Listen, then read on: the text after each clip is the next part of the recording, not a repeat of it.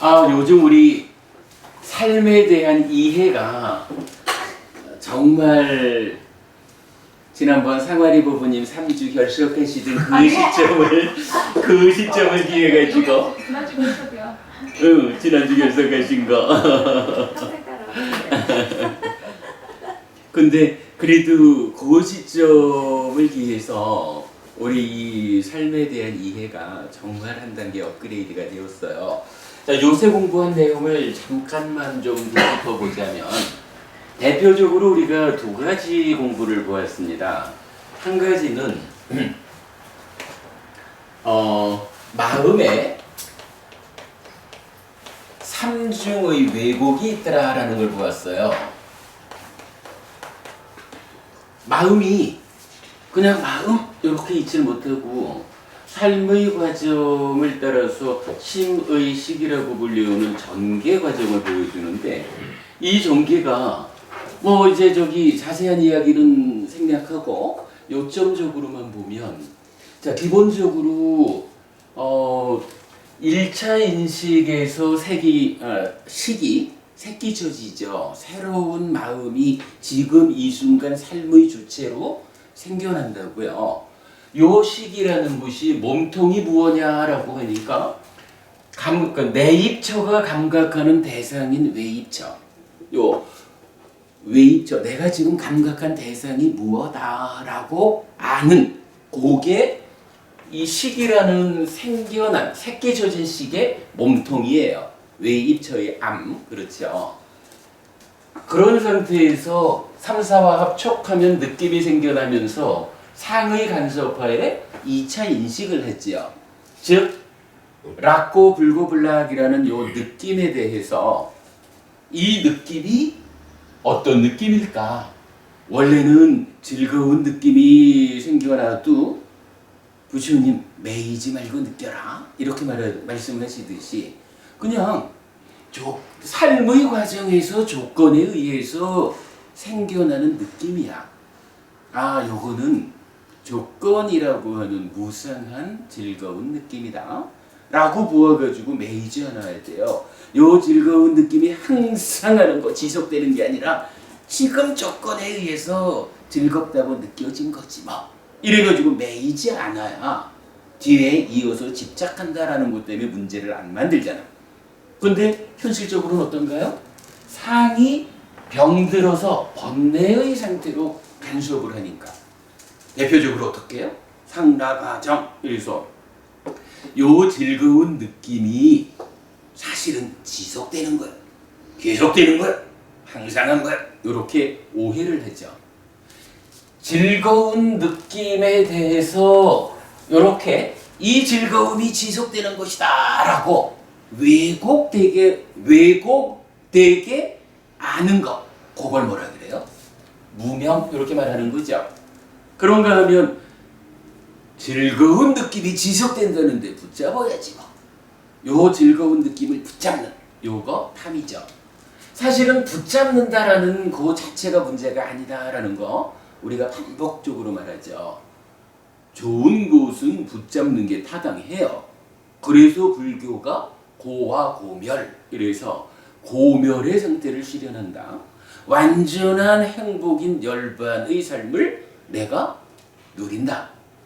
열반을 실현해서 머문다. 이래 되는 거잖아요.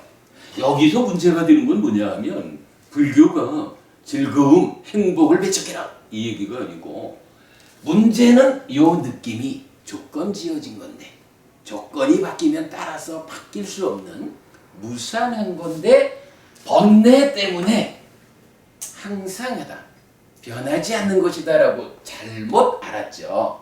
잘못 알고 붙잡기 때문에 요게 문제인 거예요. 그런가 하면 괴로운 느낌에 대해서는 역시 이 괴로운 느낌이 지속되는구나 라고 잘못 아는 무명이라는 왜곡이 생겨나고 거기에 괴로움은 당연히 고와 고멸을 실현하자는 게 뭐야? 괴로움을 밀쳐내는 거지.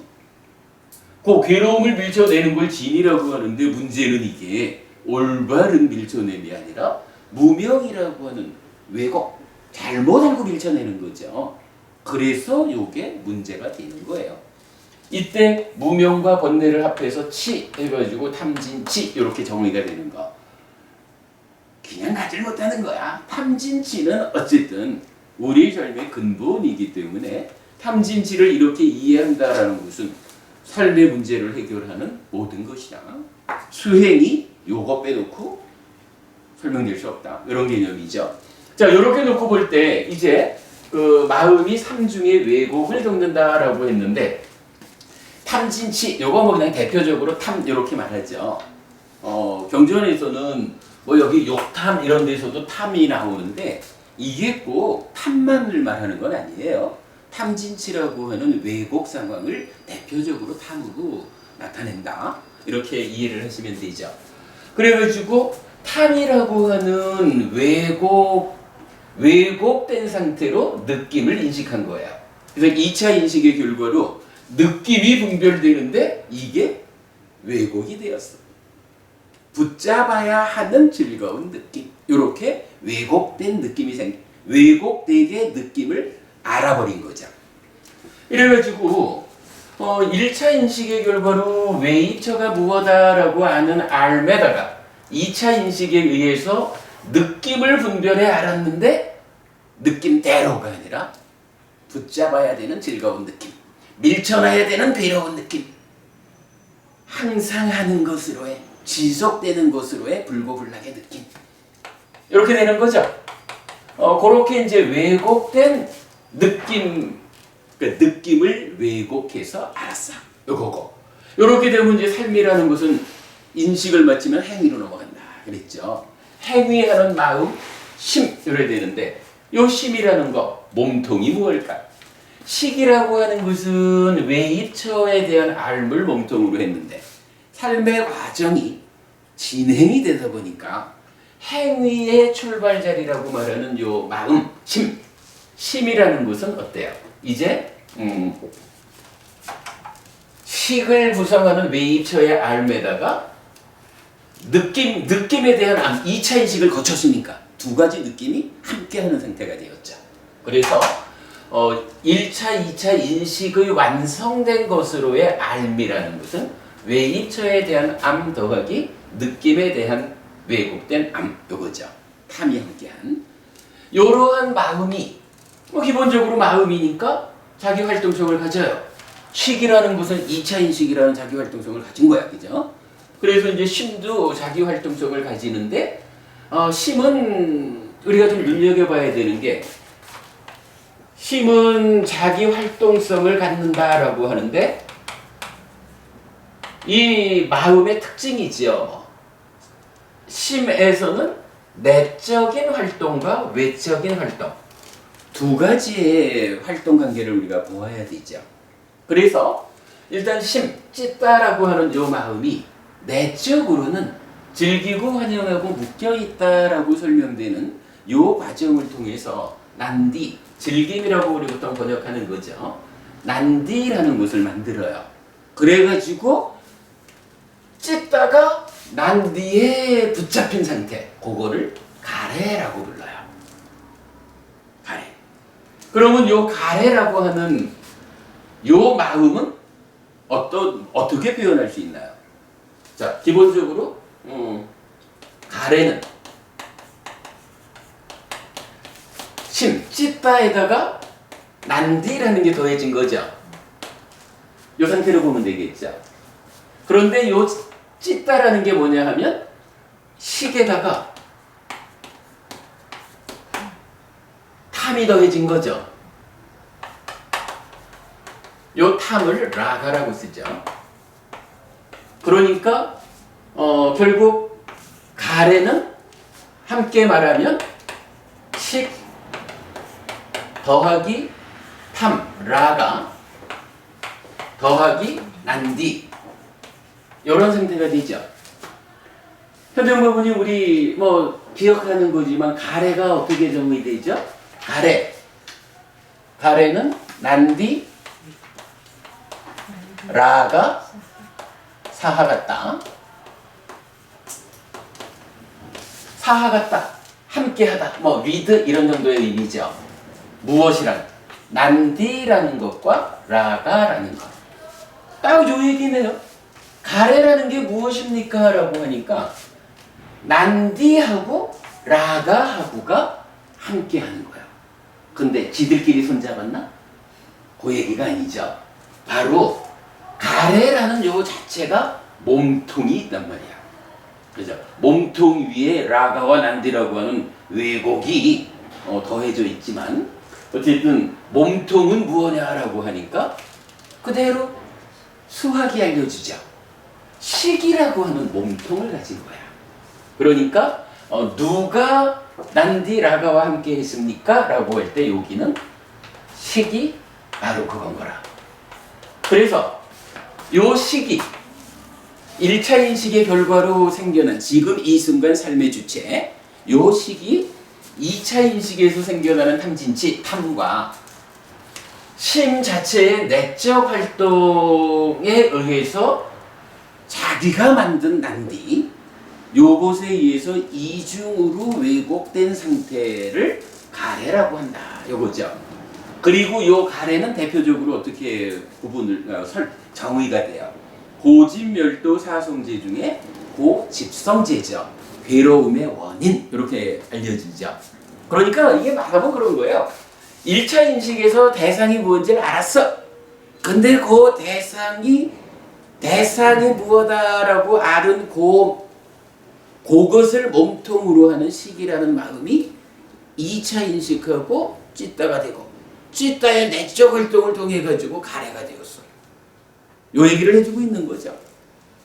우리 삶의 전개 과정을 통해서 가래라고 하는 것, 이렇게 식이 난디 라가와 함께하는 상태에서 이 왜곡의 영향 때문에 삶의 과정에서 괴로움을 만든다.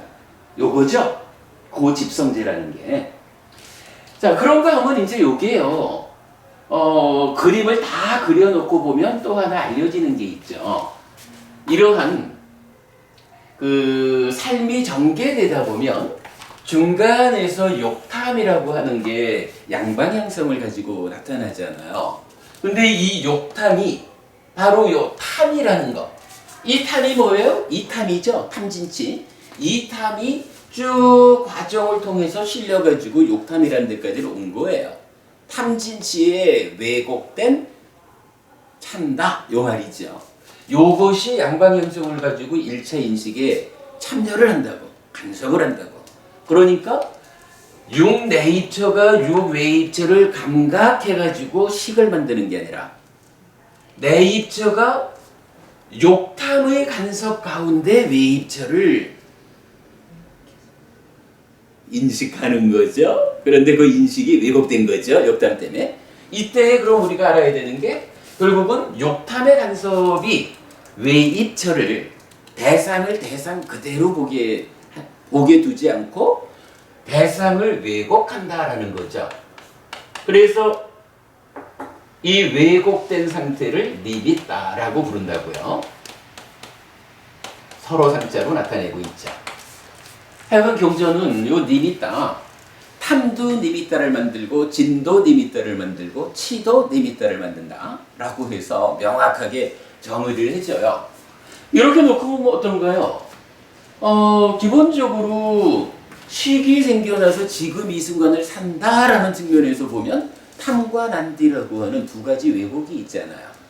그런데 이게 식이 생겨나기 이전에 1차 인식의 과정에서 사실은 왜곡이 한 번 더 있는 거예요. 요 왜곡은 누가 왜곡을 시켰습니까? 라고 하니 1차 인식에 간섭하는 욕탐인데 사실은 이 탐이라고 하는 것은 뭐예요? 한순간 이전, 과거를 싣고 오는 거죠. 따지고 보면 과거에 의해서 외입처가 니미타가 돼버렸어. 그러니까 지금 이 순간의 삶이 전개되기 이전에 아예 새끼젖은식 자체가 사실은 외입처에 대한 알미 아니라 태생적으로, 그죠? 태생적으로 욕탐의 영향을 받아가지고 니미타에 대한 알미라 이게, 그죠? 니미타의 알미다라는 것 때문에 이 왜곡 관계는요, 현재 현재 2차 인식과 찌따의 내적 활동을 통한 두 번의 왜곡이 있어요. 그런데 과거가 만든 1차 인식에서 니미따라고 하는 또 한 번의 왜곡이 사실은 미리 작용하고 있죠. 그래가지고 요즘 우리가 공부한 것 중에 정말 가장 중요한 내용이죠. 마음이라고 하는 것이 과거를 원인으로 한 번의 왜곡이 되어 있고 현재를 원인으로 두 번의 왜곡이 함께한다. 그래서 삼중의 왜곡을 겪고 있다. 요 내용을 우리가 알죠. 뭐 수행으로 이어지는 얘기는 지금 하지 않을게요. 자, 이렇게 이제 왜곡 관계를 보았어요. 그런가 하면 이와 함께해서 최근 공부의 중심에는 또 한 가지가 있었죠. 뭔가요? 심의식이라는 세 가지 마음이 있는데 이 마음이 어떤 상태를 보여주나요? 중첩된 상황을 보여주죠. 심의식의 중첩이야. 배우지 못한 작용에서 부처님은 이 마음을 심이라고도 의라고도 식이라고도 하는 이 마음을 설명하면서 원숭이의 비유로 알려주죠. 한쪽 나뭇가지를 놓기 전에 다음 나뭇가지를 붙잡는다. 그래서 어느 순간에는 양쪽에 다 두 개의 나뭇가지를 붙잡고 있는 시점이 있다. 요거 우리가 중첩으로 본 거죠. 어떤 중첩인가요? 내 입처니까 여기는 만호란 말이에요. 만호가 1차 인식을 해서 식을 만들었어요. 만약 이게 중첩관계라는 개념이 없다면 식을 만드는 순간 만호는 이제 끝이 나야 돼. 만호의 영역 역할은. 근데 사실은 그러질 못해요. 만호가 식을 만들어 놓고도 3, 4화합 촉을 주도해가지고 느낌을 만드는 이 자리까지 만호가 하고 있거든. 그러니까 이 영역은 식과 만호가 함께 존재하는 상태예요. 중첩되어 있어요. 그죠? 그런가 하면 이제 식과 심이라는 상태는 어떤가요? 요거 우리가 참 정말 깊이 봤죠. 마음이라고 하는 거가 어차피 그 얘기 또 봐야 되겠죠. 심의식이라 그러지만 마음은 사실은 두 가지 마음이 있는 거죠. 식이라는 마음과 심이라는 마음. 식이라는 마음은 아는 일을 하는 마음이죠. 심이라는 마음은 행위를 하는 마음이에요. 이럴 때 식이 몸과 함께 할 때 뭐라고 불러요? 이렇게 부르죠. 그런가 하면 심이 몸과 함께 할 때 이때도 마찬가지 의죠. 식이든 심이든 어차피 뭐 하나의 마음이 전개되는 건데 뭐 이 전개되는 마음이 어떤 일을 하는 상태에 있든 몸과 함께 하면 무조건 만호라고 부른다고요. 달리 말하면 뭐죠? 이렇게 선을 그어가지고 몸과 함께하는 표면의 영역, 표면의 삶이죠. 몸과 함께하지 않는 마음만의 내면의 영역, 이렇게 구분을 하는 거죠. 그리고 요거 두 개 어떻게 연결이 되나요? 욕이라고 하는 거 찬다죠. 요 욕에 의해서 행위의 영역에서 몸과 함께하는 만호가 찬다에 의해서 아는 일을 몸과 함께하는 육내입처 이쪽으로 연결이 되죠.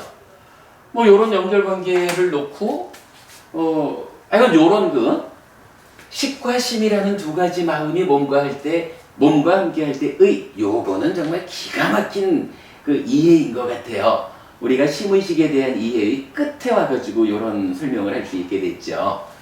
자, 이럴 때 심의식의 중첩이라고 하는 요 내용을 보면 식이라고 하는 것은 아는 일을 하는 마음이잖아요. 심이라고 하는 것은 이제 행위가 시작되는 행위의 영역이라고. 그러면 이게 이렇게 식에서 심으로 전개되어 간다. 그러면 아는 일을 마치고 행위로 넘어간다. 요 얘기인데 요게 이제 어디까지를 아는 일, 인식이라고 해야 할까요? 뭐 그림으로 보면 대략 그렇지 뭐. 2차, 그러니까 1차 인식에서 생겨난 식이 2차 인식에서 느낌의 암까지를 만들어서 그 두 개가 보태진 요게 사실은 인식의 완성이잖아요. 여기까지는 인식이겠지. 그러면 행위는 어디부터 시작할까? 행위는 당연히 심부터 시작해야 될 것 같아요. 그러면 문제가 없어. 아는 일을 마치고 나서 그 완성된 결과를 몸통으로 하는 심이 행위하면 된다고. 이게 아무 문제가 없는 거야. 근데 정작 부처님은 그렇게 말을 안 하잖아요. 행위라고 하는 것이 사실은 상이 간섭한다. 상이 2차 인식에 간섭하는 여기부터를 행위의 출발로. 그래서 지난번에 우리가 행위의 출발점 공부했죠. 이 상이 간섭하는, 번뇌가 간섭하는 여기부터 탐진치가 만들어져 가지고 탐진치가 함께하는 그러한 알물 몸통으로 하는 찢다가 내적인 활동과 외적인 활동으로 행위를 한다. 다 하잖아요. 그러니까 요거 2차 인식 자체가 아는 일을 하는 거지만 거기에 상이 참여하는 요거 자체는 이미 행위가 출발한 거예요. 그러면 여기부터 행위가 시작이 돼버린 거예요. 이렇게 되면 어떻게 해요? 결국은 2차 인식이라고 하는 하나의 그 작용을 놓고 아예 식과 심은 몸통을 하나로 하는 확실한 중첩관계를 보여주는 거예요, 이게. 그죠? 우리가 이거 이렇게 이해를 했죠. 어디부터, 그러니까 어디까지는 알미고 어디부터는 행위가 구분되지 않는다. 왜? 하나의 몸통을 함께 사용하고 있다. 이랬죠. 그런 상태에서 이제 그러면 이 심과 의, 이런 이야기죠. 뭐 1차 인식은 의하고 식, 아는 영역에서 몸과 함께 하는 것과 몸과 함께 하지 않는 요 영역에서의 중첩이 의와 식의 중첩이었죠. 그런가 하면 식과 심, 이 영역은 하여간 몸통을 하나로 하는 중첩이야. 그래서 식과 심의 중첩이야. 그러면 이 중첩 관계는 이어지겠죠. 심과 의, 여기에서도 어떤 중첩이 나타나 줄 거라고요. 이 중첩 관계를 우리가 이제 어떻게 풀었나요?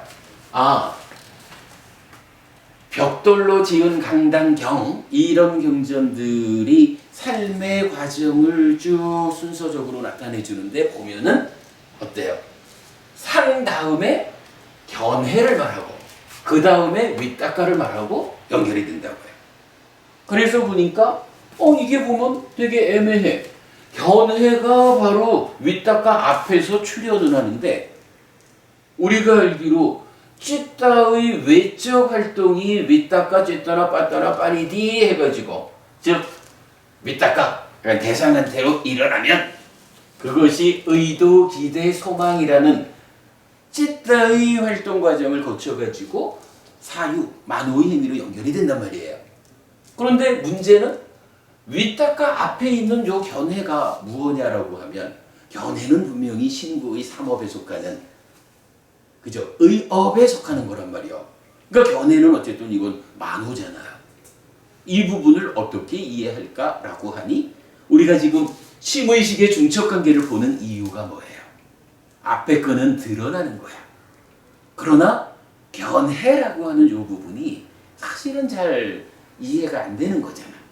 요 견해라는 부분을 어떻게 이해해야 할까요? 라는 거. 그 부분을 풀기 위해서 이러한 심의식의 중첩관계를 적용하자 이렇게 한 거죠. 그래서 보니까 순서적으로는 윗닦아 앞에 있는 견해인데 그렇다고 만호의 행위가 찌따의 행위보다 앞설 수는 없겠고 중첩이 발생하고 있다. 이래서 윗닦아로 가는 그 앞에 견해로 나아가고 그리고 윗닦아로 와서 사유로 나아가는. 그래서 요 사유라고 하는 것은 결국은 이 중첩관계에 의해서 생겨나는 견해를 씨앗으로 하고, 그런가 하면 찌따의 활동성인 빠니디까지를 또한 조건으로 하는 이런 상태로 만들어지는 거. 지난주까지 우리가 이 얘기를 충분히 공부한 것으로 그래야 하겠습니다. 이래가지고 하여간 최근 공부에서 정말로 마음이 삼중의 왜곡을 가지고 있다라는 거, 요거 이 왜곡을 거꾸로 하나씩 풀어가는 게 뭐죠? 그대로 여실직연에서 사마타 윗바사나로 삶을 완성하는 수행이 요거에 의해서 그대로 정확하게 대응을 했었죠. 오늘은 우리가 그 자리는 아니니까 넘어가고요. 심의식이 중첩되었다라고 하는 요것에 의해서 또한 메커니즘의 완성 상태를 보았다라는 거죠. 자, 그 다음에 이제 여기서 우리가 한 가지 이야기만 좀 더 보겠습니다. 결국은 이런 중첩과, 그러니까 왜곡과 중첩의 과정을 거쳐서 어디까지를 왔나요? 찌따의 내적 활동에 이은 외적 활동에 의해서 사유, 만호의 행위로 연결됐고, 그 앞에 견해가 중첩적으로 나타났고, 그러면 사유, 생각하는 거죠. 마음속으로 행위하는 요 영역은 몸과 말의 행위로 직접 연결되지 않는다라는 차이를 우리가 알죠. 만약에 이게 생각하는 것이 100% 몸과 말의 행위로 드러나는 것이다, 이러면 사는 일이 좀 고달플 거예요. 참 어쨌든 고달픈데 현실적으로 보면 생각한 것이 100% 드러나지는 않는다라는 것을 알 수가 있잖아요. 그렇다면 이 얘기는 뭐예요? 생각하는 것과 몸과 말로 직접 행위하는 것과의 중간에 어떤 형태로든 이걸 걸러주는 걸름 장치가 있다, 이렇게 봐야 되죠. 그 걸름 장치를 경전에서는 욕탐, 이렇게 설명해 주죠. 그래서 사유가, 그러니까 만호의 행위가 욕탐으로 가서 욕탐이 사유를 부추겨 가지고 몸과 말의 행위로 드러내주면 이제 직접 몸과 말의 행위를 통해서 남에게 전달이 되는 거죠. 그런가 하면 욕탐은 양방향성을 가져서 1차 인식으로 돌아온다. 요거는 그래도 또 안 써볼 수 없죠. 욕탐, 삶의 과정 중에 유일하게 양방향성을 가지죠. 이 양방향성이 어떻게 되어 있죠? 지금 요 하나의 과정을 현재라고 보면, 이 현재가 참여해서 1차 인식에 참여한다라고 할 때, 이 1차 인식은 여기에 비하면 이거는 미래가 되죠. 요 개념. 요거를 현재라고, 1차 인식을 현재라고 놓으면 여기에 참여하는 욕탐은 어때요? 이건 과거가 참여하는 거죠. 요 개념. 우리가 그림으로 보면 한 바퀴 지나온 것이 참여하니까 과거다, 요건 분명히 알 수가 있어요. 그래서 그러니까 욕탐은 양방향성을 가지는데, 한순간 이전의 내면의 상황, 탐이라는 거죠. 한순간 이전의 내면의 상황을 싣고 현재로서 1차 인식에 참여를 하죠. 과거가 현재로 참여한다라는 여기에서 우리가 어떤 표현을 써요? 예, 우리 삶의 연속성이 부여된다, 이런 말이죠. 그래서 이건 우리 삶이라는 게 끊어지지 않고 계속 가는 거예요. 한번 쫙 살고 새로 출발하고, 쫙 살고 새로 출발하고, 요게 아니고 사는가 하면 그게 과거가 어느새 현재에 참여를 하고 있어. 이래가지고 뱅글뱅글 현재, 과거와 현재가 단락되지 않고 연결돼 간다, 이런 연속성의 부여를 보고 있죠. 어쨌든 뭐 더 얘기는 뺄 수가 없겠고. 자, 그러면 이제 여기서 그 다음 단계는 어떻게 돼요? 우리가 보통 알기로 몸과 말과 만호로 행위를 하면 어떤 일이 있나요? 존재경에서 알려지죠. 욕계의 보를 초래하는 행위를 하면 식이 욕계에 머문다. 그래서 욕계, 색계, 무색계, 행위에 따라서 식이 머무는 걸 보여주잖아요. 그런가 하면요, 여러분 저기 지난 화요일 부산법회 동영상을 좀 참고하시는 거로 하고요. 경은 이런 말을 해줘요. 경전이 알려주는 한 가지 결론만 말하자면 식이 머문다라는 것은 상이 잠재한다라는 것을 수반해요. 경전은 의도경이라는 경전은 사유의 영역이 있고 쨌다나의 영역, 그러니까 따지면 찌따의 외적 활동의 영역, 사유의 영역도 있고 찌따의 외적 활동의 영역도 있고 상도 잠재하면 식이 머문다. 이렇게 표현을 해주거든요.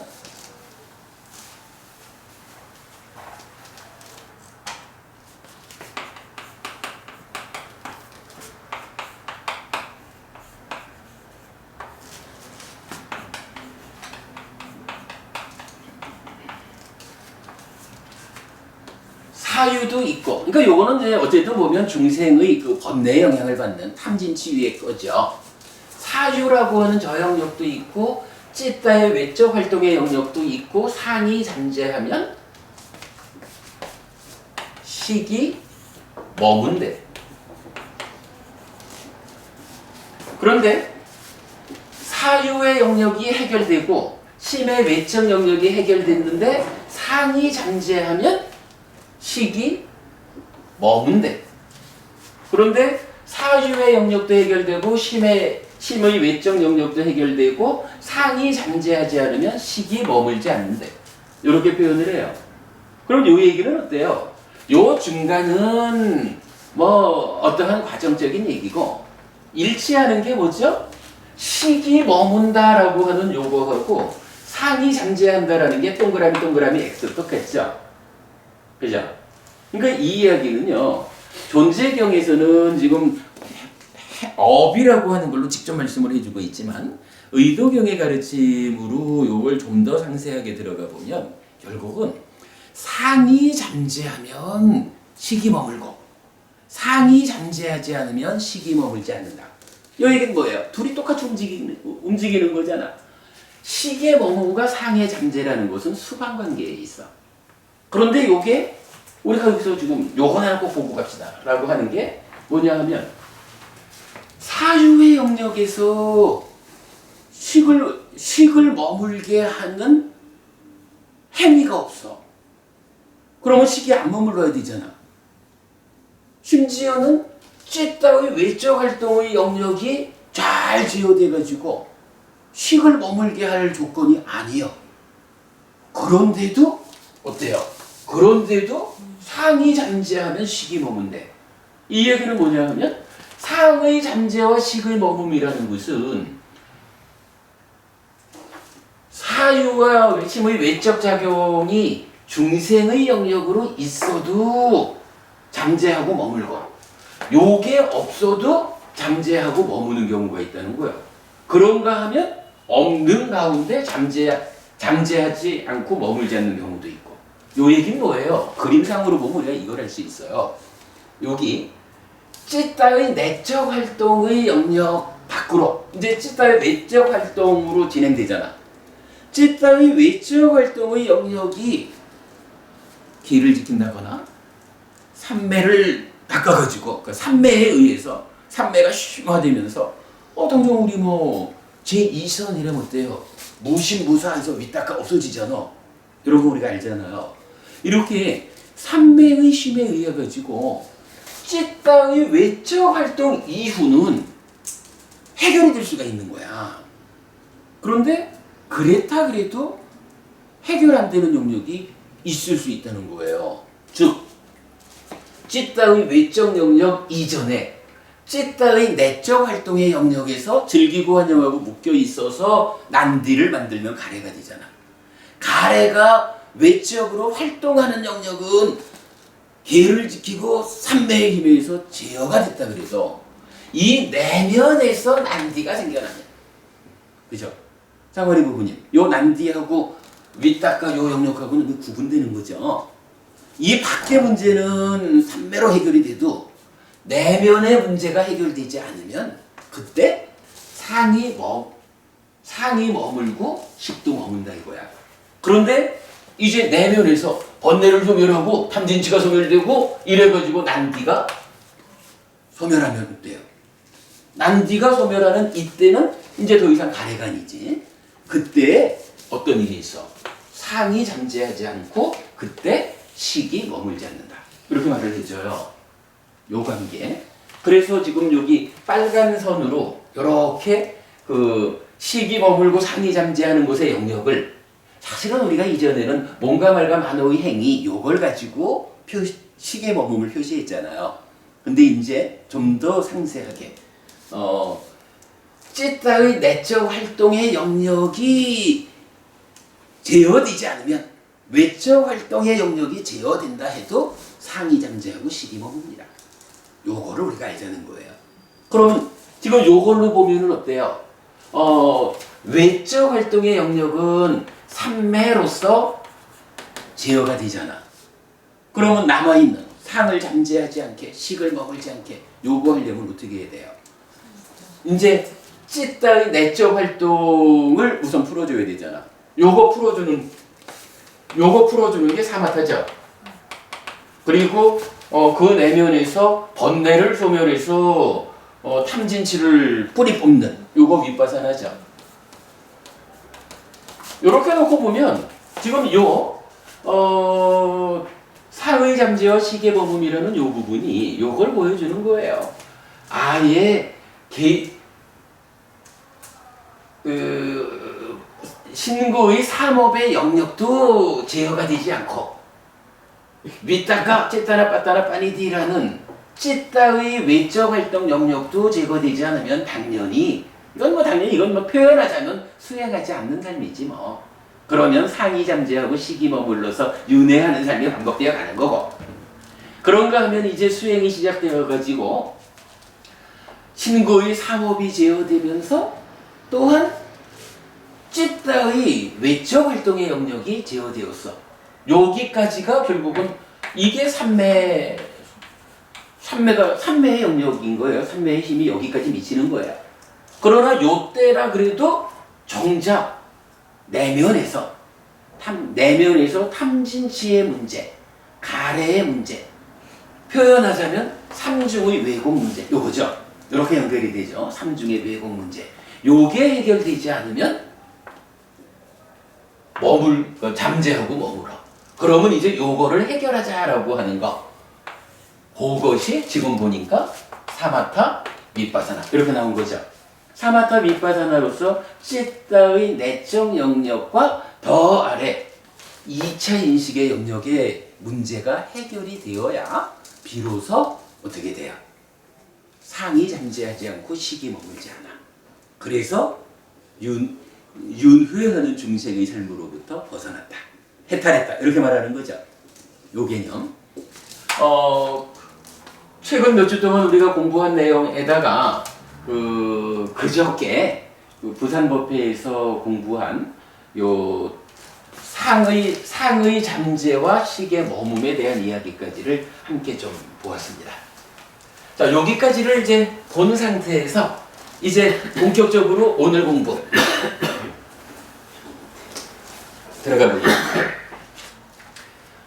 이런 이야기를 보았었죠. 업이라고 하는 걸 놓고는 요 견해라는 게 뭐였어요? 씨앗의 비유가 됐었죠. 그래서 견해를 씨앗으로 사유가 싹이 트고 싹 튼 사유가 몸과 말의 행위로 무럭무럭 자라나서 나무가 다 자라나고 나면 그 결과로 괴로움의 열매를 맺거나 행복의 열매를 맺거나 이렇게 보았죠. 요 견해라는 거 따지고 보면 그 식심의 요 중에 심의 외적 활동의 영역을 넘어선 그야말로 이제 몸과 함께하는 이 영역, 그죠? 신구의 삼업, 몸과 함께하는 이 업의 영역의 씨앗, 이것의 근거가 되는 요게 견해다 이렇게 된 거죠. 그리고 이 견해는 분명히 생겨나는 과정은 중첩적으로 생겨나는 거예요. 사실은 씨앗이 하나가 더 있었죠. 존재경에서 말하는 영미법부님은 아무리 이 시기 씨앗이 아닙니까? 라고 주장을 하셔도 저는 동의하네요. 1차 인식에 의해서 지금 이 순간의 삶의 주체인 식이 새끼 젖었다고. 요 새끼 젖은 식이 씨앗이고, 요 아까 우리가 중요하게 봤잖아. 중첩의 개념에서 보면 요 식에다가 뭐가 있어요? 탐과 난디가 더해지면 가래잖아. 그러면 가래라는 것은 난디 라가가 식과 함께 하는 거 이러지만 우리가 그 니카야가 나타내는 표현 방법이 있잖아요. 그 전체로서, 그러니까 가래라고 부르는 게 뭐냐 하면 식이라는 몸통 위에 난디 라가가 더해진 거잖아. 그런데 요거는 식이라고 부르는데 난디와 라가가 더해진 요건 뭐라고 부를까? 라고 할 때 요 전체를 나타내는 말로서 일부를 지칭하죠. 요게 우리 저 대념조경에는 여러 가지 케이스를 모아놨죠. 그러니까 이제 경전에서는 뭐라 하냐 하면 식이 씨앗이요. 일단 마음이 새로운 마음이 뿌려졌어. 거기에다가 가래가 수분이래. 가래가 수분이다라고 말할 때는 식 더하기 난디라가 요거 아니죠. 이미 식은 씨앗으로 뿌려진 거요. 그러니까 난디라가만을 가래로 지칭해가지고 요게 수분이래. 아무리 씨앗을 뿌리면 뭐해? 사막에다 뿌리면 싹이 나나? 요 얘기죠. 그래서 식이 씨앗이고 난디라가가 수분이고 가래. 그리고 나면 뭔가 말과 만호의 이 행위 영역이 땅이다 이렇게 부르는 거예요. 밭이다. 그래서 밭에다가 씨를 뿌리고 물을 주면 열매가 맺힌다. 요 얘기죠. 그러면 이제 요런 연결관계, 밭에 해당하는 것 중에 밭이라는 것만 좀 떼어가지고 놓고 보면 그 중에는 견해가 또한 씨앗의 역할을 한다. 이렇게 두 가지 씨앗을 보았죠. 자, 이렇게 놓고 보면 결국은 이 두 가지 씨앗이 뭐예요? 의에서 식이 생겨나는 요기를 씨앗이라고 본 거죠. 즉 몸과 함께 하느냐 함께 하지 않느냐. 몸과 함께 하는 삶의 영역, 표면의 영역에서 몸과 함께 하지 않는 내면의 영역이 시작되는 고기를 씨앗을 뿌렸다. 이렇게 말하는 거죠. 그런가 하면 요거는 뭐예요? 그러한 씨앗에 의해서 몸과 함께 하지 않는 내면의 전개 과정을 거쳐서 이제 다시 표면적인 삶, 몸과 함께하는 그 영역으로 어차피 올라서야죠. 뭐 우리 삶이라는 게 그렇잖아. 그럴 때에 다시 여기서는 몸과 함께하지 않는 영역으로 진입하는 자리를 씨앗이라고 했다면 이제 여기는 뭐예요? 몸과 함께하는 그 영역으로 진입했어. 요거죠. 몸과 함께하는 표면의 삶이 시작되는 그 자리를 씨앗이라고 부처님은 비유했다. 이렇게 이해를 하면 되겠죠. 이렇게 놓고 보면 하여간 우리가 마음을 심의 식 이렇게 단순히 보지 않고 식과 심 그리고 몸과 함께하는 의 요렇게 마음을 이해하는 게 정말 그 마음에 대한 설명 이해가 한 단계 업그레이드 된 거예요. 참 중요해요. 자, 요렇게 이제 놓고 보면 이제 우리가 이해를 할 수 있어요. 이런 과정 전체에서 결국 몸과 함께하는 표면의 삶, 표면의 행위가 시작되는 그 자리에 씨앗의 역할을 하는 견해라는 것이 우리 삶에서 차지하는 비중이 참 크구나. 그래서 지난주부터 우리가 이 견해라는 것을 상세하게 공부해보자. 이렇게 지금 시작을 한 거죠.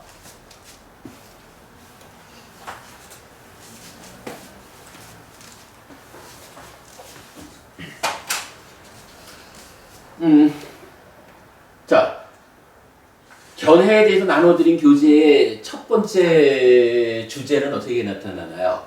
이 견해라는 것이 지금 이렇게 설명되어 보니까 견해, 이 견해의 자리를 놓고 보니까 기본적으로는 어때요?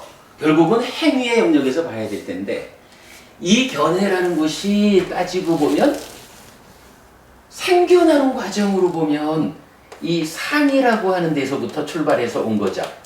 그래서 상의 영역을 쭉 따라 올라오니까 그 표면에 내면에 몸과 함께 하지 않는 그 영역에서 시작되어 가지고 견해가 만들어지니까 몸과 함께 하는 영역으로 온 거야.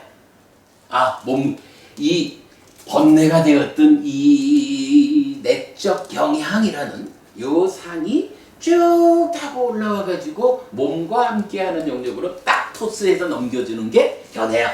자, 그리고 이렇게 표현해도 되겠죠. 요게는 우리가 잘 보자고요. 그런가 하면 생겨나는 과정은 그렇다 하지만 또 하나는 뭐예요? 이제 이것으로부터 구체적으로 행위가 시작되는 거예요. 그러니까 견해는 행위의 입장에서 보면 씨앗인데 내면의 상으로부터 올라오는 것으로 보면 결과야. 결과 알맹이야. 그지? 이렇게 볼 수가 있는 거죠. 그래가지고 우리가 지지난주인가 그 얘기도 보았었죠. 업이라고 하는 것이 그 상카파, 사유.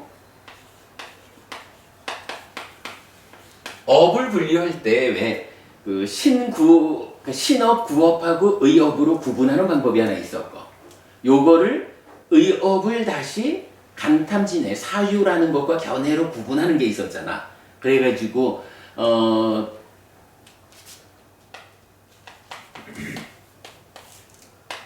요렇게 할 때는 드러나느냐 드러나지 않느냐 요거를 구분했고, 요 의라는 것을 다시 사유와 견해 요렇게 놓고 보니까 요걸 다시 구분해 가지고 견해는 씨앗이 되고 이 견해라는 씨앗이 사유로 싹터 가지고 몸과 발의 행위로 무럭무럭 자라나 가지고 고활하게 열매를 맺는다.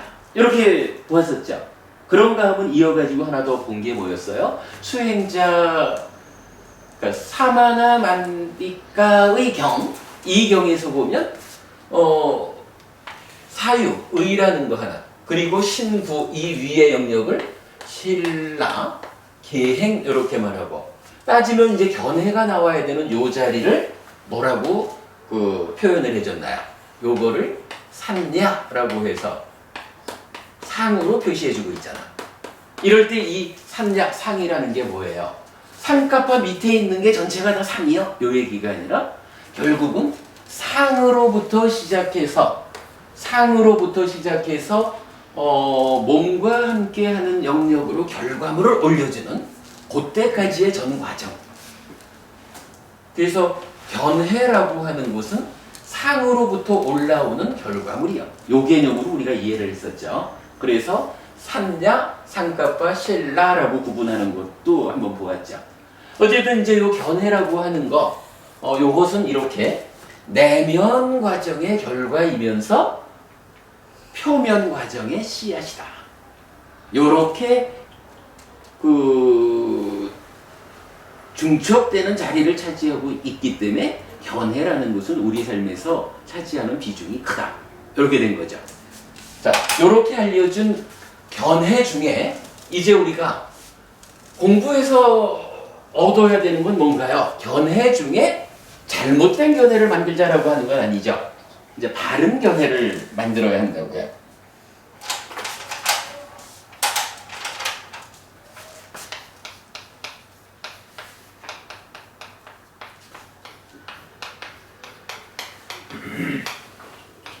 바른 견해를 만들어야 그 바른 견해가 씨앗이 되어가지고 그러니까 선업으로의 사유가 싹트고 신구업이 선업으로 지어져 가지고 행복이라는 열매를 맺습니다. 요거죠. 자, 여기까지를 놓고 이제 지금부터 교재를 보겠습니다. 여기까지 하고 5분만 쉬었다 할까요? 5분만 쉬었다 합시다. 상은 존재와 식을 보는 분별한 게 저기 있었잖아요. 네. 계속 그 부분만 때문에 네. 내가 그 상이라는 것을 잠재성에서 같이 요렇게 잠재된 것이 쌓인 게 상온이죠. 그러니까 이게요. 상이라는 게 2차 인식에 간접하잖아. 근데 이 상도 어디선가 생겨난 거 아니야. 그리고 색수상 인식 5원 중에 하나니까 상온, 상의 무더기잖아. 그러니까 어떤 과정을 통해서 이게 쌓여서 무더기가 되어 있을까? 라고 할 때 결국은 이런 과정, 내적인 오염까지를 포함한 자기 자신으로부터 비롯한 이런 과정을 통해 가지고 잠재하는 것들이 쌓여 있는 거죠. 그러니까 이 상이 바로 이 상입니다. 이 상이 이것만 봤을 때 이 상이 잠재 성향으로 해석을 하면은 잠재 성향의 잠재로 이렇게 그렇습니다. 되기는 않는데 맞습니다. 아니 우리가 이 상 자체를 뭐라고 해? 그 내적 경향이 잠재되어서 쌓여 있는 거죠. 책을 봤을 때 집에 일본으로 가서 가래가 성별하고 가래가 잠재 성향을 성별하면 첫 번째 위에서 벗어나 안을 가고 성별할 때는 상은 잠재 성향 그리고 그러지 않으면 맞습니다. 그 같은 말이고 사실은 경전에서는 지금 법원님 말씀하시는 그런 잠재 성향이 소멸하면 이렇게 말하는 것은 사실은 이제 아누사야라고 단어는 달리 써요. 단어는 다른 말을 쓰는데 이 부분은 경전이 설명 안 해주지만 이런 것 같아. 상이 병들면 변내라고 하잖아. 마찬가지로 상의 어떠한 다른 측면 하나의 몸통을 놓고 이게 이렇게도 불리고 이렇게도 불리고 이렇게도 불리고 이런 식으로 이해해야 될 것 같아. 아누사야 잠재 성향이라는 이 자체가 몸통으로는 상과 같은 거. 저는 그렇게 이해하고 있어요. 그렇지 않고는 이 아누사야가 경전상에서 뭐 비중 있게 나타나잖아요. 물론 이제 아누사야의 종류가 상의 종류하고 되게 일치를 해. 그런데 이 아누사야가 구체적으로 어느 자리에서 그러니까 잠재한다라고만 나타나지 이 아누사야가 어떤 역할을 하는지는 사실은 잘 안 나와. 그러니까 이게 아누사야 잠재 성향이 몸통으로는 상이고 이것이 2차 인식에 간섭할 때 산자라띠라고 쓰는 거. 그렇게 이해를 하는 것이 적절할 것 같아요. 저는 지금 그런 상과 잠재 성향을 몸통으로는 하는 그래서 아누세띠라는 단어가 있어요. 이 아누세띠 요 아누사 요거겠지. 이게 잠재하다라는 동사인데 그러니까 잠재 성향이 그렇죠. 아누사야도 아누세띠를 쓰고 이게 다행히 상도 그러니까 산야가 잠재한다. 요런 말이 경전에 있어. 그러니까 잠재 성향도 잠재하는 거고 상도 잠재하는 거야. 같은 단어, 동사를 같은 것이다. 이럴 때에 보면 이게 결국은 하나의 몸통을 놓고 여러 측면에서 이름을 다르게 부르는 그렇게 봐야 이 잠재 성향이라는 것이 이해가 돼요. 그 측면이에요. 활동도 같은 올라가는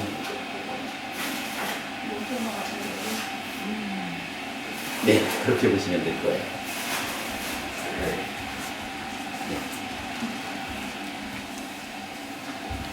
물론 이제 공부를 더 하다 보면 상과 아누사야가 몸통이 같은 것이다라고 알려주는 것도 찾아지겠죠. 그래도요 이게 그림 하나가 여기 그러니까 알미 A 더하기 B다. 요 그림 하나가 딱 자리를 하게 됨으로써 이제 이게 거의 완성을 향해서 사실 그동안에는 우리가 그 2차 인식에서 탐진치 이래가지고 탐을 끌어서 심하고 연결을 해줬었잖아요. 그게 이제 좀 불완전했던 거라 그래서 이제 요 R이 A 더하기 B가 되니까 찌따 자체가 탐진치를 담고 있는 거야. 탐진치가 포함된 상태야. 찌다해. 그러니까 요걸로 보면 이제 그 식이 가래가 심 더하기 탐관한디가 아니라 가래가 식 더하기 탐관한디다. 요게 풀어지면서 이제 대념적용 후렴구의 마지막 자리가 이걸로 풀어지더라고. 자, 공부 또 할까요?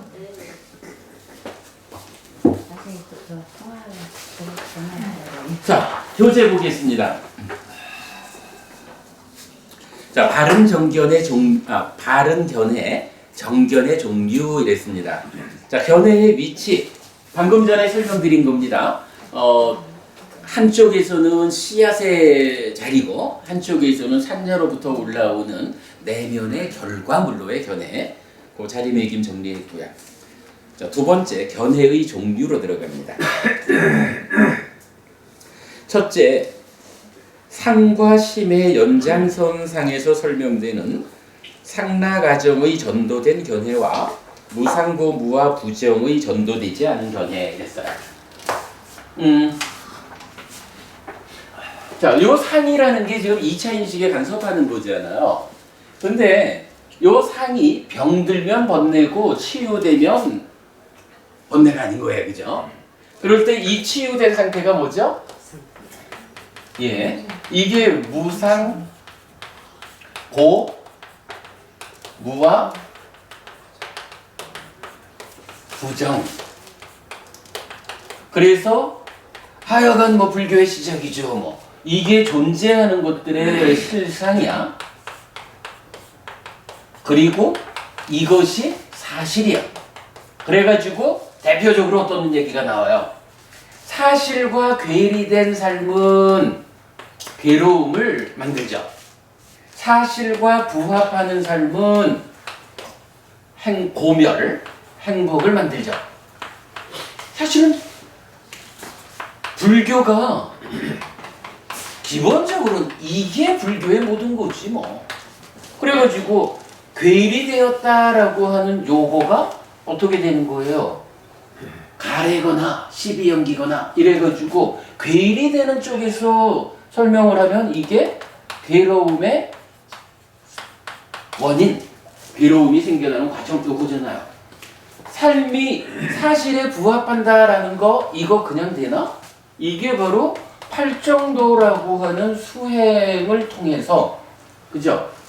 사념조 수행을 통해서 바른 삼매에 들면 여실지견으로 이어져서 사마타 밑바다나 해가지고 결국은 사마타 밑바다나에서 번뇌를 부수었다라는 게 뭐예요? 상이 치유되어가지고 무상고 무와 부정의 삶이 실현된 거잖아.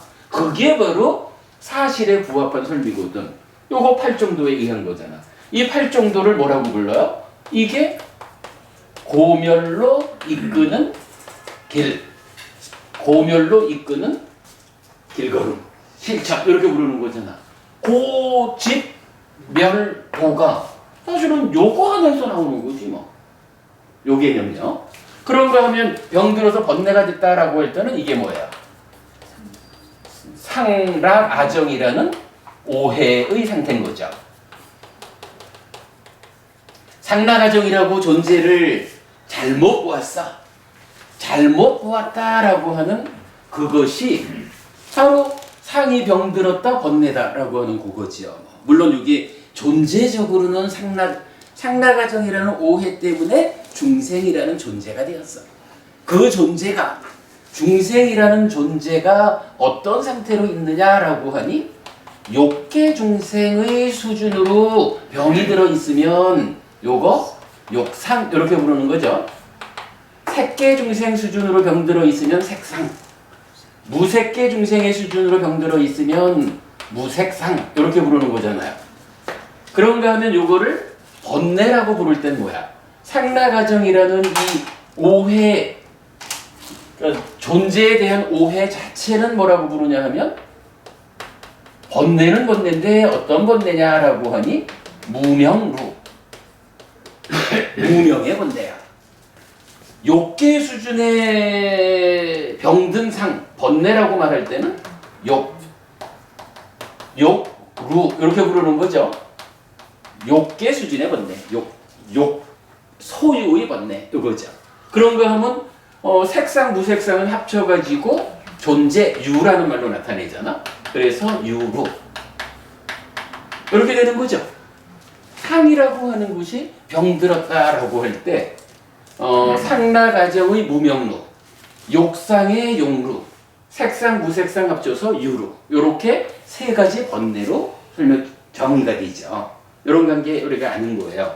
그래가지고 이것이 결국은 사실과 괴일이 돼서 괴로움을 만드느냐, 사실과 부합해서 행복을 만드느냐, 고집열도사성제, 여기에서 설명이 되는 거죠.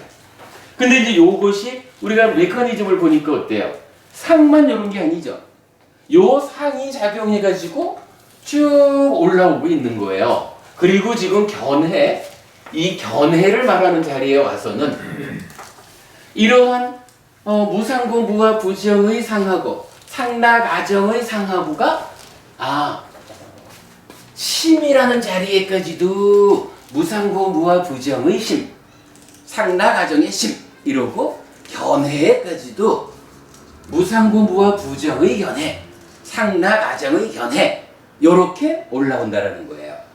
자, 바른 견해를 이해하는 첫 번째는 결국은 삶의 내역에 의해서 이 뭐니 해도 사실과 괴리된 견해는 삿된 견해고 사실과 부합하는 견해는 바른 견해고 이게 표면에 있기 때문에 내면에 있는 상보다는 조금 어떤 중요도라고 하기에는 또 그래요. 내면도 중요하지만 표면도 중요하지 뭐. 어쨌든 내가 위치가 좀 달라. 자, 그 내용을 가지고 이제 좀 보겠습니다. 즐김의 멸진경이 있어요. 요건 난디카야 숫다거든. 난디카야 숫다니까 뭐예요? 바로 요거. 요 난디 얘기야. 즐김. 찌땅의 내적 활동의 결과로 난디가 생겨나서 가래가 되거든. 요거를 멸진한다라면 뭐가 되는 거예요? 가래를 소멸하고 찌따로 회복하는 거잖아. 달리 말하면 사마타고 염오고 이런 거죠. 즐김의 멸진경이 사실은 니까야에 6개가 있어요. 즐김의 멸진경이라는 이름이. 요거 저기 카페에 제가 난디의 즐김이라고 해서 오늘 수업 보고에 연결해 놨어요. 자, 그 중에 이제 즐김의 멸진경 1번, 22번 상류타 51번 경이에요. 비구들이요. 비구가 무상한 색을 무상하다고 보면 그것이 바른 견해다. 요거 무슨 얘기예요? 이제 인식 과정이 전개될 때 색성향 미적법을 대상으로 이렇게도 보지만 사실은 또 이게 달리 말하면 색수상인식 5온 요것에 대해서도 말할 수가 있잖아. 지금 여기서부터 그렇게 말하는 거예요. 무상한 색을 무상하다고 보면 이랬어요. 무상한 색을 색수상인식 5온 중에 물질, 내 몸 밖의 물질 요거를 무상하다고 보면 그게 바른 견해래. 그러니까 본다라는 자리가 지금 여기 와 있는 거죠. 사실은 우리가 지금 크게 공부하는 거로는 아는 자, 보는 자, 견해라고 하는 보는 자의 자리를 말하고 있는 거죠. 그래서 무상하다고 보면 그게 바른 견해다 라고 하니까 상에 있는 무상이 이제 견해에도 적용된 거죠. 그러니까 바른 견해의 첫 번째 자리는 누가 차지해요? 무상고 무아 부정이라고 보는 것이 바른 견해다. 이게 바른 견해의 1번인 거예요. 그리고 나면 바르게 보면 염오한다. 이게 이제 무상하다, 또 포괄적으로 말하면 무상고 무아 부정이라고 보면 그게 뭐예요? 여실직연이 되는 거잖아. 여실직연하면 어떻게 돼요? 이제 찌따의 내면으로 들어와가지고 상나가정이라는 오해 때문에 즐기고 환영하고 묶여있는 거를 여실직연, 무상공부와 부정이라고 바른 견해, 바르게 보니까 어떻게 해요? 이제 더 이상 즐기지 않고 환영하지 않고 묶여있지 않아서 난디를 박멸한다. 이 얘기를 하는 거죠. 바르게 보면 염오한다. 즐김이 멸진하기 때문에 탐이 멸진하고 탐이 멸진하기 때문에 즐김이 멸진한다. 요건 뭔가요? 우리가 사실 보면 이렇잖아요. 염오, 즐기지 않고 환영하지 않고 묶여있지 않으면 난디가 소멸한다. 이거거든요. 그리고 이 상태가 지속적으로 나아가면 이제 찌따에 내재한 탐이, 난디가 부서지는 그 힘이 지속되어 갈 때 찌따 자체에 내재한 탐도 부서지는 거란 말이에요. 탐으로부터 찌따가 벗어나는 거야. 근데 이게 하나의 방향, 즐김이 멸진하기 때문에 탐이 멸진한다. 요거 한 가지면 그냥 이해하기가 쉬워요. 근데 이어가지고 뭐라고 나와요? 탐이 멸진하기 때문에 즐김이 멸진한데 누가 먼저야? 그죠? 그죠? 근데 어쨌든 여기서 그래. 우리가 이게 하나의 방향성이 아니라 두 개의 방향성으로 나왔다. 누가 먼저일까? 요거는 그냥 따져보면 되는 거죠. 아마도 이런 걸 거예요. 시작은 무상고 무아부정이라고 보는 바른 견해, 즉 여실직견에 의해서 즐기지 않고 환영하지 않고 묶여있지 않음으로써 난디가 생겨나. 그러면 이 난디가 소멸해. 난디가 소멸한다라는 요것이 사실은 한순간의 일은 아닐 거예요. 난디를 완전히 소멸해서 가래가 찌따로 회복되는 데는 이게 하여간 장시간 밀어붙여야 되겠지 뭐, 표현하자면. 그러면요 이게요 지금 다 이 얘기를 하는 거야. 장시간 밀어붙여가지고 난디가 완전히 박멸된 그 다음부터 찌따가 내재한 탐으로부터 벗어나는가? 이 탐? 요건 아닌 것 같아. 예를 들자면 밀어보자 해가지고 난디를 박멸하는 작업이 이만큼 가면, 이만큼 오면 그 온 만큼의 탄력을 받아가지고 찌따에 내재한 탐도 일부, 그러니까 찌따가 일부나마 탐으로부터 10발자국 묶여있다 그러면 한 발자국은 벗어나는 이런 식이 되겠죠. 그러면 이게 사실은 요 탐에, 그러니까 찌따가 탐을 내재했어. 탐을 몸통의 하나로 하고 있어. 그것 때문에 즐기고 환영하고 묶여있는 건데 요게 열의 힘에서 하나가 줄어들었어. 그럼 어떻게 되겠어요? 이미 탐이 줄어드는 만큼 그 자체의 힘으로 난디도 줄어들 거 아니야. 우선은 바른 견해, 여실직견에서 영오, 즐기지 않고 환영하지 않고 묶여있지 않음을 통해서 난디를 소멸해 가면 그게 진행되는 만큼 찌따 또한 탐으로부터 벗어나는 일이 뒤따라 가고, 탐으로부터 벗어나는 요게 또한 상승작용을 타가지고 난디를 또 부수어주고, 요런. 그죠? 이게 양방, 그러니까 두 개 방향으로 나타난 거 그렇게 이해해야 되겠죠. 그렇죠. 그렇게 봐야 되는 거죠. 우리가 이제 결국 수행을 보다 보면 이런 경우들이 더 좀 나타나죠.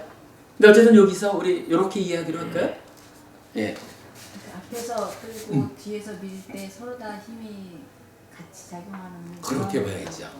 예, 맞습니다. 그렇게 보는 게 타당할 것 같아요. 그 얘기 이렇게 본거를 했어요. 근데 요게 지금 보면 난디를 멸진하자라는 즐김의 멸진경의 6개가 그 색성향 미적 색수상행식 5온에 대해서 설해지느냐, 아니면 안입이 설신의에 대해서 설해지느냐, 색성향 미적 법에 대해서 설해지느냐, 요런 차이가 있지만 공통적으로 요 얘기를 해줘요. 그러니까 일단은 우리가 말하는 속옷을 갈아입으려면 겉옷부터 벗어야 되는 이것 때문에 여실직견함으로써 염호하고 이탐으로 내려가는데, 그것이 중간에 어느 만큼 가면 이제 속옷이, 그러니까 겉옷이 이만큼 벗어졌으니까 속옷 요만큼 벗었어, 이런 개념으로. 요게 사실은 이제 유사한 내용을 보자면 우리가 이제 5가지 기능이 있잖아요. 믿음, 정진, 사띠, 사마디, 빤냐 5가지 기능이거든. 이게 어찌 보면 믿음으로부터 출발해가지고 노력, 바른 노력이 있고, 그럼으로써 사티가 생겨나고 삼매가 성취되고 지혜가 이어가지고 생겨나서 끝장을 내는 거잖아. 근데 이제 경전에서는 뭐라고 하냐면 이러한 믿음, 정진, 사티, 사마디라고 하는 이 네 가지의 기능이 아무리 최선을 다해도 빠냐가 지혜가 딱 완성돼 주지 않으면 이 앞에 네 가지는 완성이 안 된대요. 요거를 어떤 식으로 설명하냐 하면 집을 짓잖아요.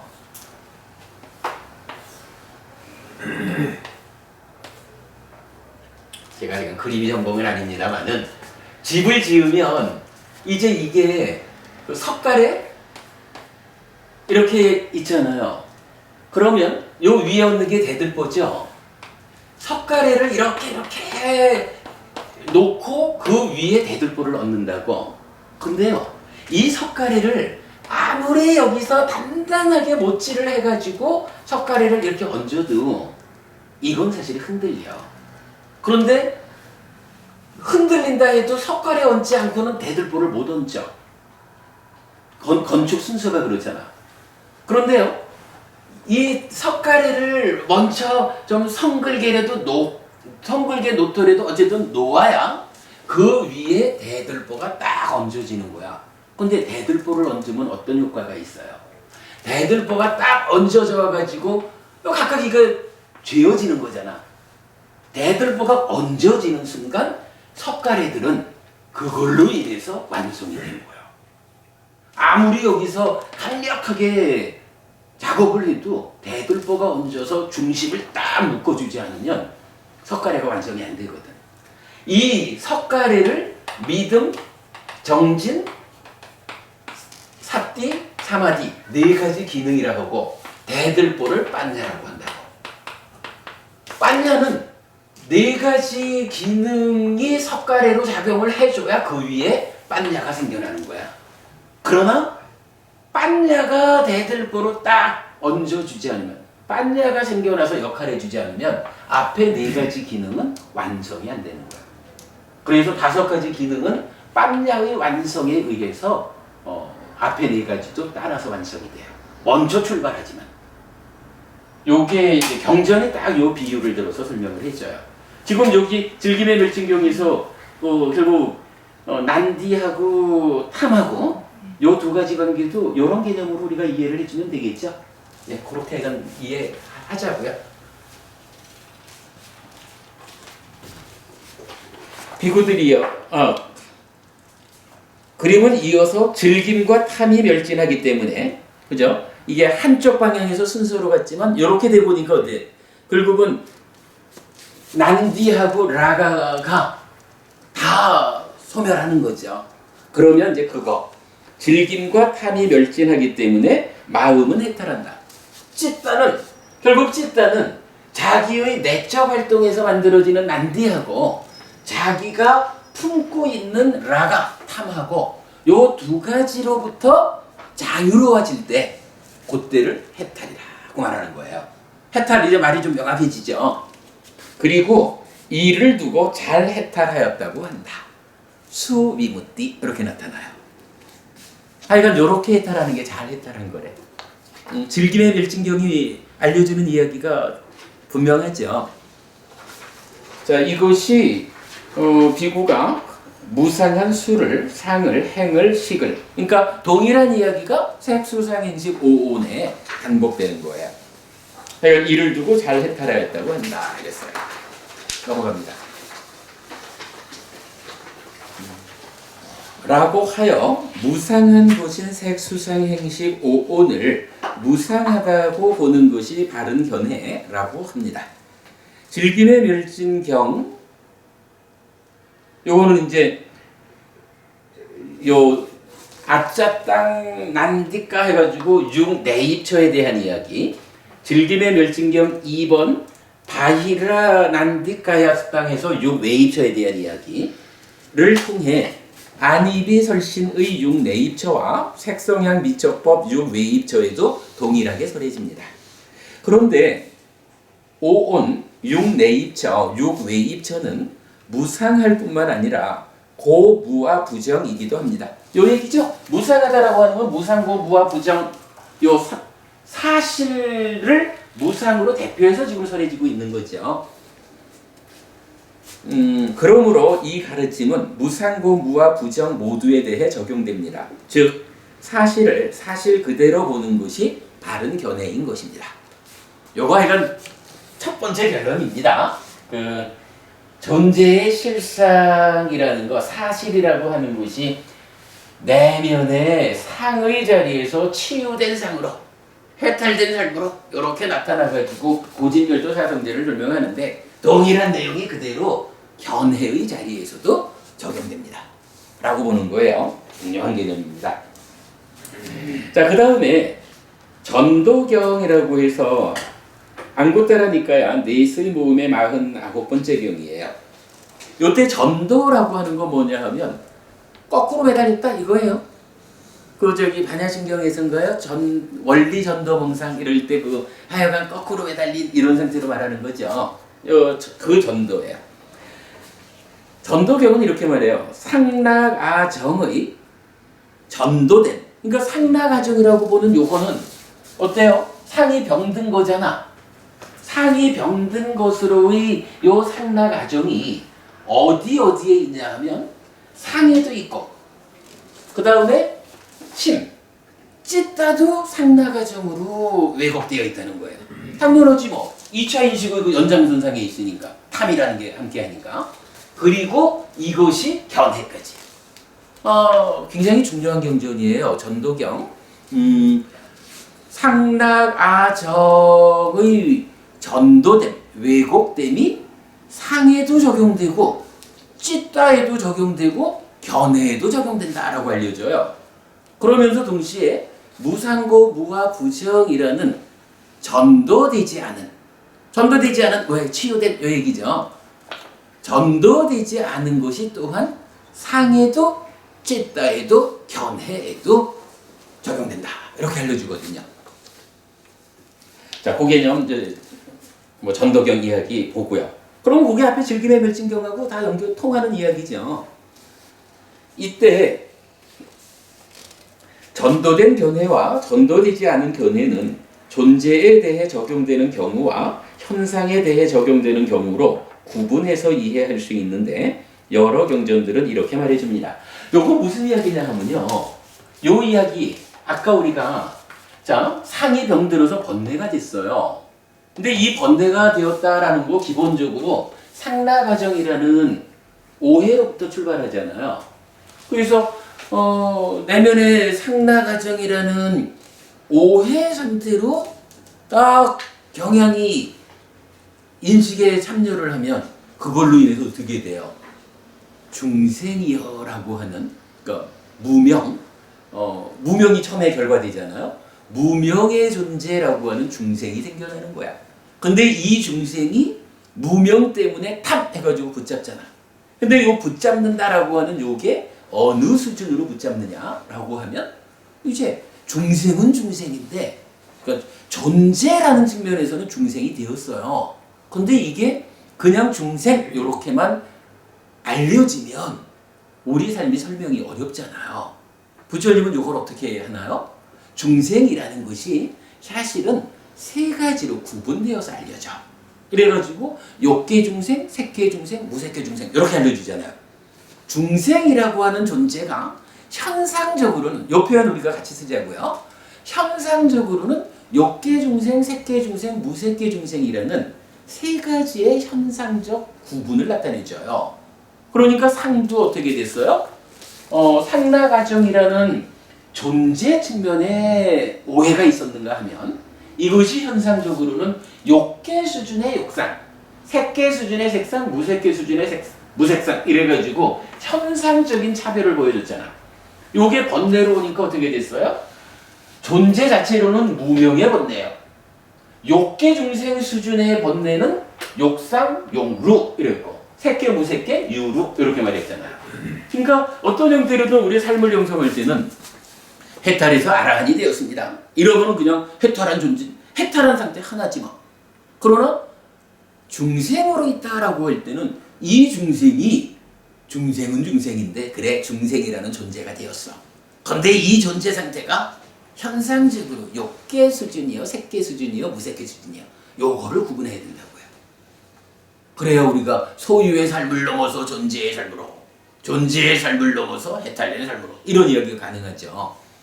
자, 그런 이해를 놓고 지금 요 표현을 한 거예요. 자, 이때 전도된 견해와 전도되지 않은 견해는 존재에 대해 적용되는 경우와 현상에 대해 적용되는 경우로 구분해서 이해할 수 있는데 여러 경전들은 이렇게 말해줍니다. 요 얘기는 사실은 굉장히 어려운 이야기입니다. 우리가 두고두고 더 공부하기로 하고 오늘은 소개만 해드릴게요.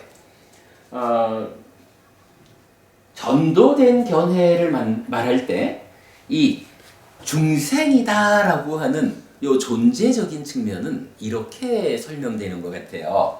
경전은요, 색수상행식을 자아라고, 색수상행식을 요 각각에 대해서 설명돼요.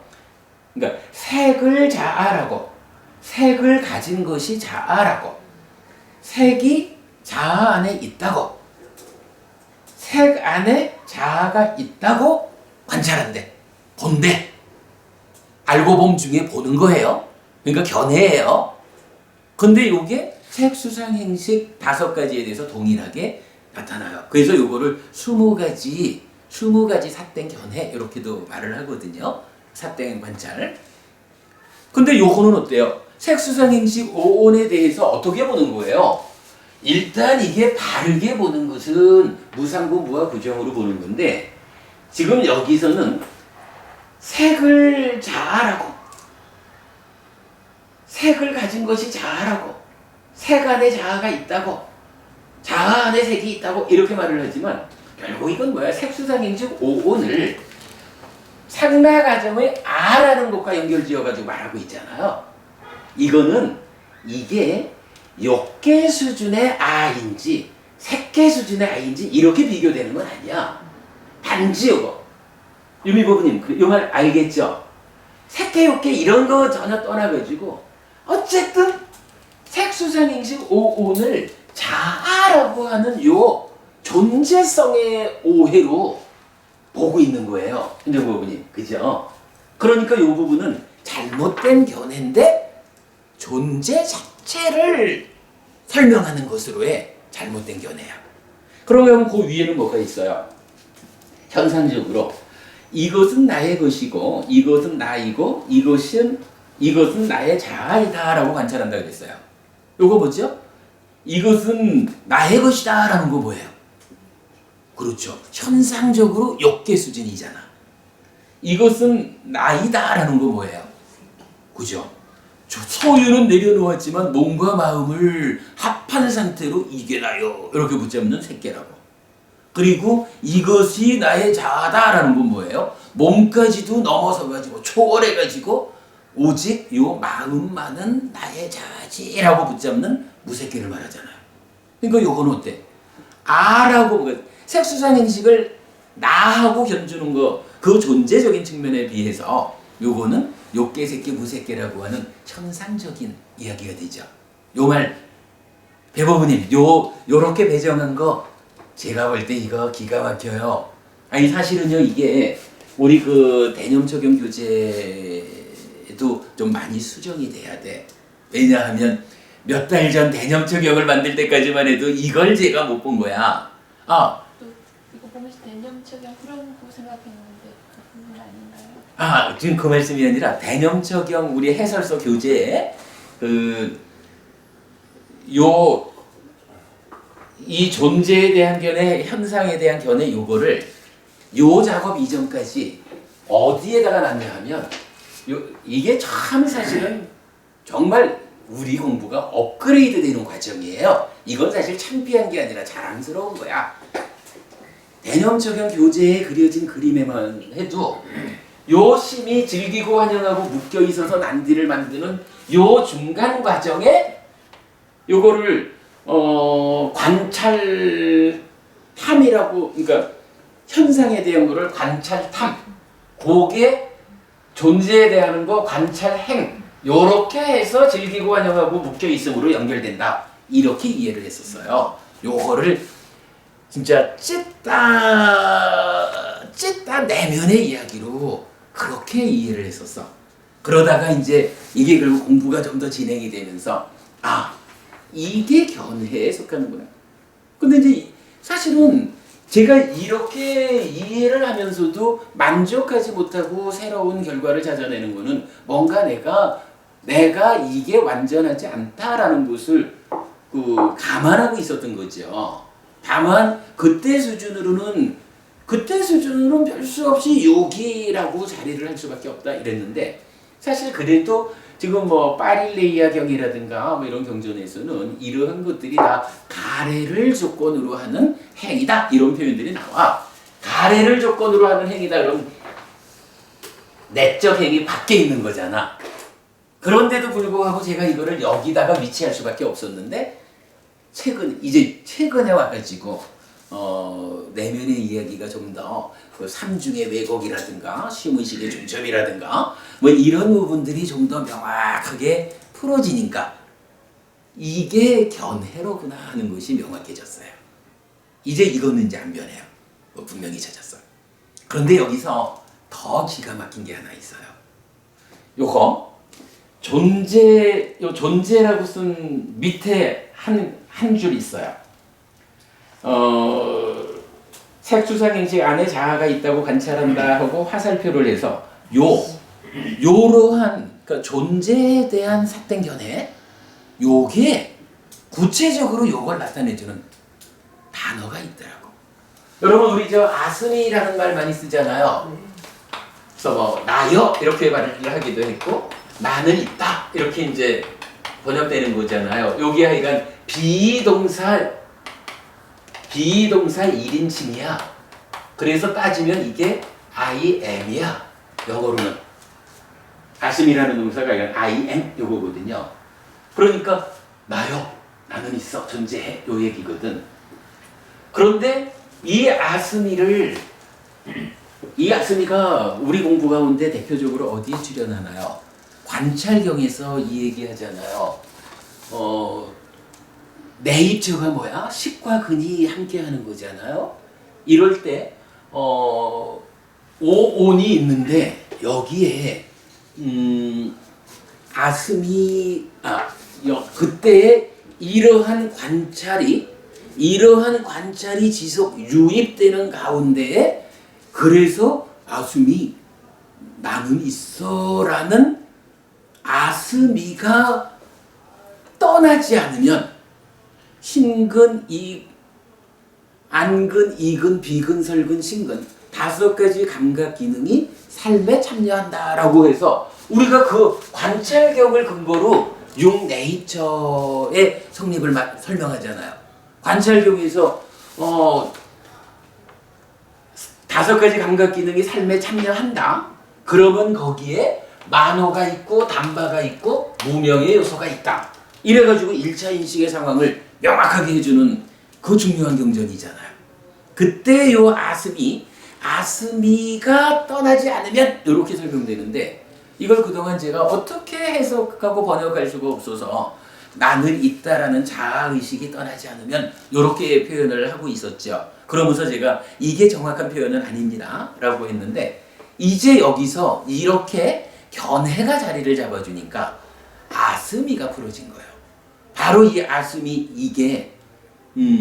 이게 바로 이렇게 존재 측면에서 삿된 견해. 그러니까 색수상행식을 아예 견주어 보는. 그래가지고는 이게 바로 나여, 나는 이런 존재로 있어 라고 하는 아스미가 바로 이건 거예요. 그런가 하면 경전에서 보면 이 아스미 만화라는 말이 또 나와. 아스미인 만화야. 그러니까 아스미 이퀄 만화 이런 개념으로 단어가 나타나는데, 이 만화라는 게 뭐냐 하면 여러분 우리 자만이라는 거 있죠? 이 자만이 어디에 나오는 거죠? 그 10가지 족쇄 중에 오상분결 보면 어떻게 나오나요? 첫째가 그러니까 꼭대기에서부터 보면 오상분결, 첫째 무명이잖아. 두 번째가 들뜸이잖아. 요 들뜸 사마타에 의해서 들뜸이 제거되는 거야. 그래서 우리는 찌따의 내적 활동성의 영역이 무명에 의한 탐, 찌따가 탐을 담고 있다라는 것 때문에 요 내적 활동의 영역이 흔들린다. 요거 들뜸이라고 우리가 해석을 했죠. 그리고 나면 이제 자만이라는 것은 어디 있는 거요? 지난번에 우리가 그 족쇄 이야기를 한 번은 훑어봤지만 사실 그때도 우리가 명확히는 몰랐죠. 근데 이렇게 해가지고 사실은 자만이 풀어지는 거예요. 그럼 자만 뭐예요? 자만이 아스미고 아스미가 견해잖아. 견해 중에 그러니까 10억 가운데 씨앗이 되는 견해지만 그 견해의 본질적인 의미 가운데 가장 밑바닥에 있는 게 뭐야? 그러니까 상으로부터 연결되어서 견해로 연결되는 그 출발자리. 이게 바로 아스미라고 하는 존재에 대한 삿된 견해고, 그죠? 색수상행식 오온에 대해서 이게 나고 그 안에 내가 있고 뭐 이렇게 이제 알을 설정해서 보는 거. 그리고 그 자체가 바로 그게 마나 자만이라는 거예요. 요게 결론이 나요. 그럼 여러분 여기서 또 하나 재밌는 게 뭔지 알아요? 무명은 그럼 어디에 속하는 거야? 이 무명은 마음으로 보면 이 무명은 어쨌거나 시계 영역에 있죠. 그래서 밑바사나 시계 영역에 있거든. 들뜸이라는 건 어디 있어요? 하여간 자, 무명 요거는 하여간 시계 영역에 있는 거를 우리가 보았어요.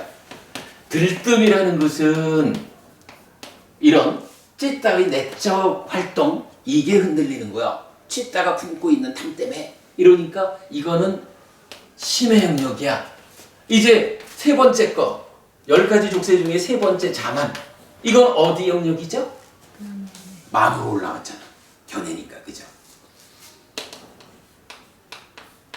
그런가 하면 5가지 그러니까 5상분결 중에 나머지 2개는 뭐예요? 색탐, 무색탐이잖아. 색탐, 무색탐이라는 것은 색계 수준, 무색계 수준. 요거는 뭐예요? 삼매잖아. 아까 우리가 봤지만 이 찌따의 외적 활동성의 영역이 삼매에 의해서 제거되어도 내적 활동의 영역이 사마타 윗바사나에 제어되지 않으면 상이 잠재하고 식이 머물러서 윤회의 삶이 계속되잖아. 이렇게 놓고 보면 이 참 진짜 이런 연관성을 보여줘요. 오상분결 가운데 무명은 시계, 들뜸은 심해, 자만은 의애, 그리고 색탐과 무색탐이라는 2가지 족쇄는 삼매의 영역. 이것이 이제 요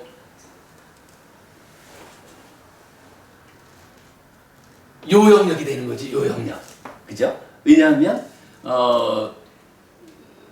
삼매에 들어가면서 이미 사유라고 하는 것은 이제 가라앉은 거니까.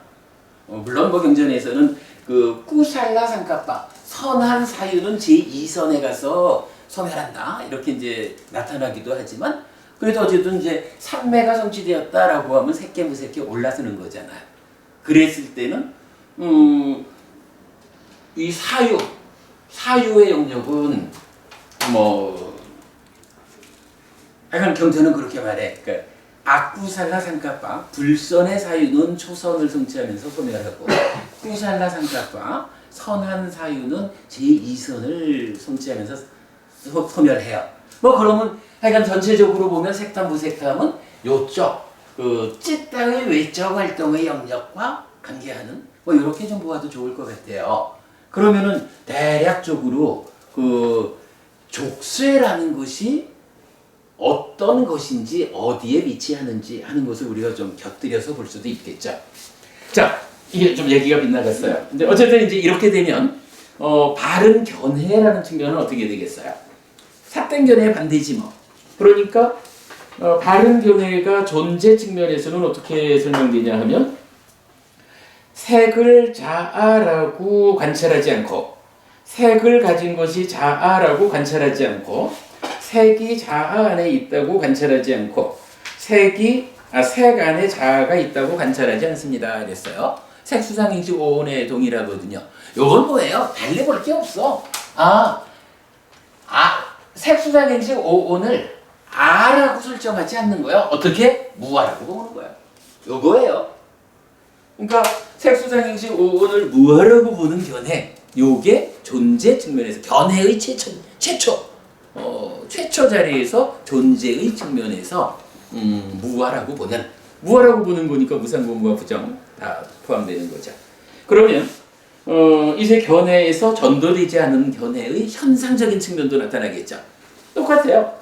이것은 나의 것이 아니고 이것이 내가 아니고 이것이 나의 자아가 아니다 라고 관찰한다. 요 이야기 창환이 부부님, 이 이야기 무지무지하게 많이 나오죠. 대표적으로 어디 나오나요? 무아상응경에서 보면 부처님께서 색수상행식오는 무아다 라고 선언하고 그 다음에 무상하냐 상하냐 이렇게 제자들에게 동의를 구하고 그리고 결론적으로 색수상행식오를 어떠한 것이든지 간에 나의 것이 아니고 내가 아니고 나의 자아가 아니다라고 바른 지혜로서 보아야 한다 이렇게 말하죠. 그 바른 지혜로서 보아야 한다라는 그 자리가 결국은 견해가 되고 그게 여실직연한 거야. 우리가 무아상경 이 경에서 주목해야 되는 게 뭐예요? 사람들은 이렇게 무상고 무아로 보라고 했어 이거에 초점을 줄지 몰라도 사실은 경전은 마지막에서 할 얘기를 다 한다고. 이렇게 색수상행식 5온에 대해서 나의 것이다, 나다, 나의 자아다라고 그러니까 바른 삼매로 나의 것이 아니다, 내가 아니다, 나의 자아가 아니다라고 바른 지혜로서 보면 요렇게 보는 잘 배운 지자는 어떻게 한다고요? 그때 비로소 여모 이탐 해탈한다 이렇게 말하잖아.